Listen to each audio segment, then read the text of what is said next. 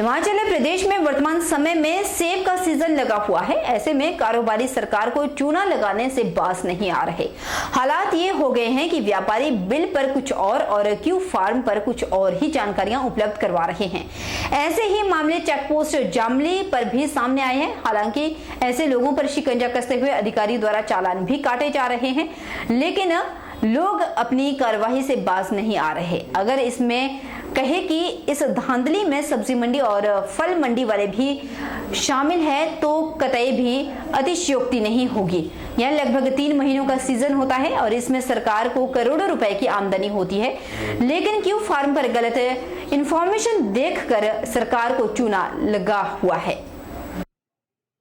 अभी कल की बात है, एक गाड़ी जिसका क्यू फार्म में मतलब जो था वो वजन जो है वो कम था और क्यू फार्म में जो उसकी वैल्यू थी वो करीब 70,000 रुपये थी और उसमें माल जो था वो करीब 5 लाख रुपए 5.5 लाख रुपए का था। और जब गाड़ी को मतलब देखा तो उसमें 400 कार्टन थे और सेब टॉप क्वालिटी का था। उस गाड़ी को जो मौके पे 25,000 रुपये जुर्माना लगाया। अब तो 10,000 रुपये जुर्माना, 3,000 रुपये जुर्माना, 1500, 2,000, कुल मिला के आज तक जो 75,000 रुपये जुर्माने हो चुके हैं। बार बार आग्रह किया जा रहा है, आड़तियों से निवेदन किया जा रहा है कि कागज पूरे दें, अधूरे कागज कोई न दें। सिरमौर जिले की पांवटा साहिब विधानसभा के विधायक व हिमाचल सरकार में ऊर्जा मंत्री सुखराम चौधरी की आगामी विधानसभा चुनाव में मुश्किलें बढ़ सकती है। एक और जहां इस विधानसभा में पार्टी के कई वरिष्ठ नेता नाराज होकर पार्टी का साथ छोड़ रहे हैं, तो वहीं अब एक प्रबल दावेदार भी सामने आए हैं। पांवटा साहिब विधानसभा में ऊर्जा मंत्री सुखराम चौधरी से नाराज होकर हाल ही में पार्टी के कुछ पुराने नेताओं ने अलविदा कह दिया, तो एक युवा नेता को पार्टी से इसलिए निष्कासित किया गया क्योंकि उसने टिकट की दावेदारी सार्वजनिक रूप से करने की हिम्मत जुटाई थी। बागी नेता ऊर्जा मंत्री के खिलाफ होकर अपने क्षेत्र के मतदाताओं को प्रभावित करने के लिए जी तोड़ मेहनत करने में लगे हैं। वहीं अब पिछले करीब 35 सालों से संगठन से जुड़े मदन शर्मा टिकट की दावेदारी कर रहे हैं। मदन शर्मा पार्टी नेता होने के साथ साथ एक समाज सेवी के रूप में भी बड़ी पहचान पांवटा साहिब विधानसभा क्षेत्र में रखते हैं। मदन मोहन शर्मा ने इस बार टिकट को लेकर अपनी दावेदारी की और यदि पार्टी ने मौका दिया तो निश्चित तौर पर वह चुनावी मैदान में उतरेंगे। उन्होंने कहा कि वह लगातार संगठन से जुड़े रहे हैं और इस दौरान विभिन्न पदों पर रहते हुए उन्होंने बखूबी अपनी जिम्मेदारियां भी निभाई। आपको शायद जानकारी होगी कि पिछले जब 5 साल पहले चुनाव रहा 2017 में, तब भी मैं प्रबल दावेदारी मैंने रखी थी और पार्टी हाईकमान के निर्देश पर सुखराम जी को टिकट मिल गया तो हमने कंधे से कंधा मिलाकर इनके साथ काम किया और भारी मतों से जीत दिलाई। और इस बात का मैंने आश्वासन अपने जो हमारे पार्टी के वरिष्ठ हैं उनको भी दिया कि हम बिल्कुल मजबूती से, ईमानदारी से और तन मन धन से पार्टी की सेवा करेंगे और जो प्रत्याशी भारतीय जनता पार्टी का होगा सम्मानपूर्वक उसके साथ रहेंगे और जीत दर्ज करवाएंगे भारी मतों से, और ऐसा हुआ भी। मदन शर्मा को बीजेपी के राष्ट्रीय अध्यक्ष जगत प्रकाश नड्डा का करीबी भी माना जाता है। हाल ही में पांवटा साहिब विधानसभा क्षेत्र में पहुंचने पर मदन शर्मा ने जेपी नड्डा को अपने समर्थकों के साथ भव्य स्वागत भी किया था। मदन शर्मा का कहना है कि उन्होंने गत विधानसभा चुनाव में भी दावेदारी जताई थी, लेकिन पार्टी हाईकमान के निर्देशों के बाद उन्होंने सुखराम चौधरी के लिए दिन रात काम किया और एक बड़े मार्जिन से उन्हें जीत दिलवाई। उन्होंने माना कि पार्टी से नाराज होकर कई लोगों ने साथ छोड़ा है जिनको समय रहते मनाया जा सकता था। मन में कभी भी जरा भी लेश मात्र भी हमें कभी ये दुख नहीं हुआ कि पार्टी ने टिकट कहीं और दे दिया, किसी सुखराम जी को दे दिया या कोई और हुए उनको, और हम जैसा भी पार्टी का निर्देश हुआ हमने उसका सम्मान किया और साथ दिया। आज भी पार्टी के समर्पित सिपाही हैं और उसके लिए तैयार है और अभी दावेदारी भी सशक्त कर रहे हैं कि अभी हमें अगर मौका मिला है तो अच्छे से अच्छा काम करके दिखाएंगे, जो ईमानदारी से और तत्परता से हम पांवटा साहब की जो जनता की सेवा करेंगे, जो विकास कार्य रुके पड़े हैं या कहीं कुछ कमी रह गई है तो उसको हम दूर करने का प्रयास करेंगे। मिलवा टू ठाकुर द्वारा रोड पर प्रशासन को ठेंगा दिखाते हुए दिन रात सैकड़ों क्रैशर से भरी हुई गाड़ियों के गुजरने से कई हादसे हो रहे हैं। इसी सप्ताह गांव बकरवाड़ा में ओवरलोड रेत बजरी से भरा हुआ वाहन बिजली के ट्रांसफार्मर की मेन तारों से जा टकराया था। भाग्य ये रहा उस वक्त की वाहन जो वहां से गुजर रहा था उसके कुछ नहीं हुआ और ग्रामीणों को 2 दिन अंधेरे में रहने के लिए मजबूर होना पड़ रहा था। बीती रात फिर उल्हेड़िया टोल टैक्स बैरियर के पास बिजली की मेन तारों को तोड़कर वाहन चालक भागने में कामयाब हो गया और ग्रामीणों को पता लगने पर उन्होंने दोनों ओर से रास्तों की आवाजाही को रोका और रात को विद्युत कर्मचारी को बुलाकर तारों के कनेक्शन को कटवाया। अगर उस समय ग्रामीण रास्ते में खड़े होकर राहगीरों को ना रोकते तो ग्रामीणों सहित कई छोटे वाहन चालक रोड पर गिरी हुई मेन तार की चपेट में आकर जान गंवा सकते थे। जो क्रैशर की जो लोड ही नहीं है, फिर वो गाड़ी इतनी भारी चल रही है, लगभग 400 के लगभग गाड़ी भरकर जा रही है। ठीक है ना, इनका कोई टाइम नहीं है। हमने तो इनको ये भी बोला था भी टाइम फिक्स कर लो, हमारे साथ ये भी किया इन्होंने, सेट हुआ पर उस पर इन्होंने काम अपना ना फॉलो इन्होंने नहीं किया क्रैशर वालों ने। उधर से रात को हमने बोला था रात को 8-9 बजे उधर गाड़ी चलने, लेकिन रात को 8 बजे गाड़ी जहाँ थी जहाँ ये तार टूटी है ना, ऐसे नहीं दोनों तरफ से गाड़ी आना शुरू हो गया। भारी वाहनों के गुजरने व तय समय सीमा के मुताबिक ना चलने को लेकर बीती रात ग्रामीणों ने ट्रकों को रोक दिया और सुबह 8 बजे तक मिलवा से त्योड़ा तक दर्जनों रेत बजरी से भरे हुए और खाली वाहनों का जाम लग गया। ग्रामीणों ने इकट्ठे होकर प्रशासन के खिलाफ जमकर रोष जाहिर किया। उन्होंने कहा कि 12 घंटे से बिजली बंद है और प्रशासन को इन गाड़ियों के बारे में भी सूचित किया है, लेकिन बावजूद उसके प्रशासनिक अधिकारी कोई भी मौके पर नहीं पहुंचा। देखो जी डीसी नाल साडा समझौता होया 10 गड्डियां दा, जिहड़ी अज 400 गड्डी दी है दिन पर रात 24 घंटे कंटिन्यू चली है। ਇਹਦਾ टाइम टेबल बजे सीगा ਇਹਦਾ, लेकिन ये प्रशासन ने कोई भी अनदेखी काम कर दिते है। अज देखो जी 150 गड्डी खड़ी है इत्थे। ਅਸੀਂ ਕਹਾਂਗੇ ਵੀ ਇਹ ਸਰਕਾਰ ਨੂੰ ਇਹ ਕਹਾਂਗੇ ਕਿ ਗੱਡੀਆਂ ਬੰਦ ਹੋਣੀਆਂ ਚਾਹੀਦੀਆਂ। ਇੱਥੇ ਟੀਵੀ ਹੋਣ ਡਈ ਹੈ, ਕੈਂਸਰ ਹੋਣ ਡਿਆ ਘੱਟੇ ਦੇ ਨਾਲ 24 ਘੰਟੇ ਨਾ ਇੱਥੇ ਕੋਈ ਜਨਾਨੀ ਜਾ ਸਕਦੀ ਹੈ, ਨਾ ਇੱਥੇ ਕੋਈ ਬੰਦਾ ਜਾ ਸਕਦਾ, ਮੰਦਿਰ ਜਾ ਸਕਦਾ, गुरुद्वारे नहीं जा सकता। सोमवार को धुआं देवी स्कूल में अध्यापकों की कमी को लेकर धार पंचायत का एक प्रतिनिधि मंडल समाज सेवी और अधिवक्ता दीपक शर्मा की अध्यक्षता में जिला उपायुक्त मंडी अरिंदम चौधरी से मिला और उपायुक्त के माध्यम से मुख्यमंत्री जयराम ठाकुर को ज्ञापन सौंपा। ज्ञापन के माध्यम से प्रतिनिधि मंडल ने मुख्यमंत्री जयराम ठाकुर से जल्द धुआं देवी स्कूल में चल रहे अध्यापकों के रिक्त पदों को भरने की मांग की। समाज सेवी व पेशे से अधिवक्ता दीपक शर्मा ने बताया कि ग्राम पंचायत धार में प्राथमिक पाठशाला में एक ही अध्यापक है, जिसके चलते यहाँ शिक्षा ग्रहण करने वाले बच्चों को दिक्कतों का सामना करना पड़ रहा है। वहीं इन विद्यार्थियों का मनोबल भी बिना अध्यापक के टूट रहा है, जिसके परिणाम स्वरूप कुछ कक्षाओं के बच्चे स्कूल छोड़कर जा चुके हैं।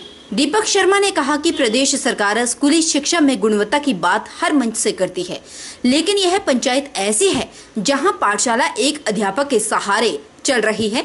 यह एक चिंतनीय विषय है। से कोई भी अध्यापक वहाँ पे कार्यरत नहीं है। इससे न केवल बच्चों की पढ़ाई प्रभावित हो रही है और जो अभिभावक है वो भी परेशानी में है।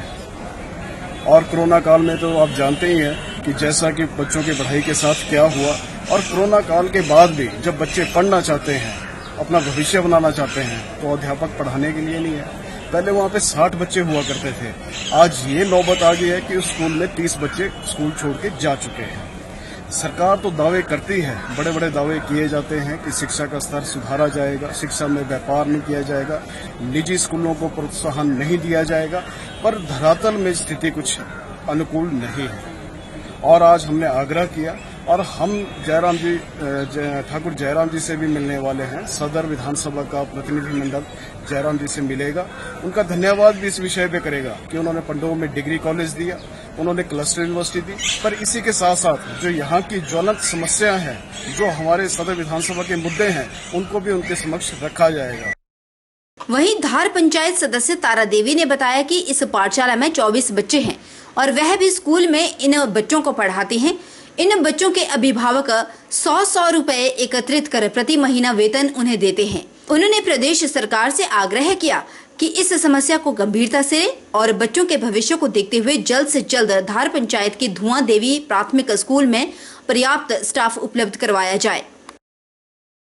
हमारा धुआं देवी स्कूल जो वहाँ गांव में है, उधर 3-4 सालों से एक ही अध्यापक कार्यरत हैं और मैं खुद जाके वहाँ पे पढ़ाती हूँ और पर बच्चा 100 रुपये वहाँ पे अभिभावक देते हैं।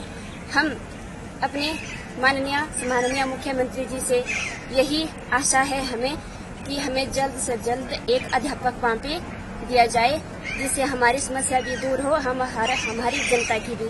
नाचन विधानसभा क्षेत्र में प्रदेश की दोनों प्रमुख पार्टी कांग्रेस और भाजपा में कई नेताओं ने टिकट पर दावेदारी जताई। इतना ही नहीं, इन नेताओं ने क्षेत्र में जनसंपर्क अभियान भी शुरू कर लिया है और उधर आम आदमी पार्टी भी क्षेत्र में सक्रियता बढ़ा रही है।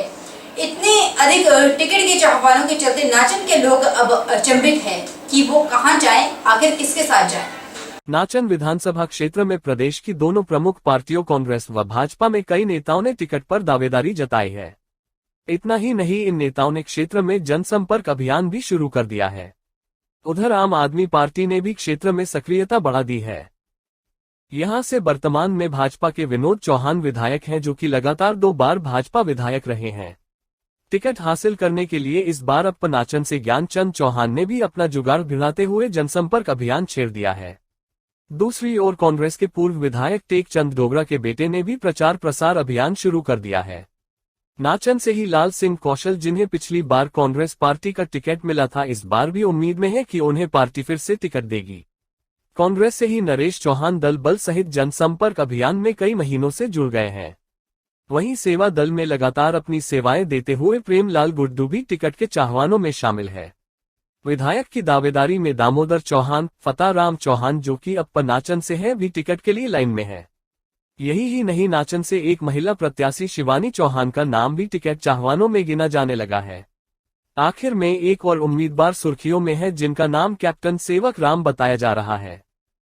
इतने अधिक टिकट के चाहवानों के चलते नाचन के लोग अचंभित है कि आखिर जाए तो जाए किसके साथ। राजकीय उत्कृष्ट वरिष्ठ माध्यमिक पाठशाला लड़भड़ोल एनएसएस के छात्रों ने सोमवार को लड़भड़ोल बाजार में मतदाता जागरूकता रैली निकाली। स्कूल प्राचार्य प्रताप सिंह की अध्यक्षता में यह रैली निकाली गई। इसमें राजनीतिक विज्ञान प्रवक्ता भागमल, एनएसएस ऑफिसर राकेश बरवाल की अगुवाई में स्वीप व्यवस्थित मतदाता शिक्षा एवं चुनावी सहभागिता कार्यक्रम के तहत यह रैली निकाली। लोगों को मतदाता पंजीकरण और उसके महत्व के बारे में और उसके सही प्रयोग के विषय के बारे में भी जागरूक किया गया और लोगों को 100% मतदान करने के लिए आह्वान भी किया गया। इस रैली में लगभग 50 से अधिक स्वयंसेवी ने हिस्सा लिया।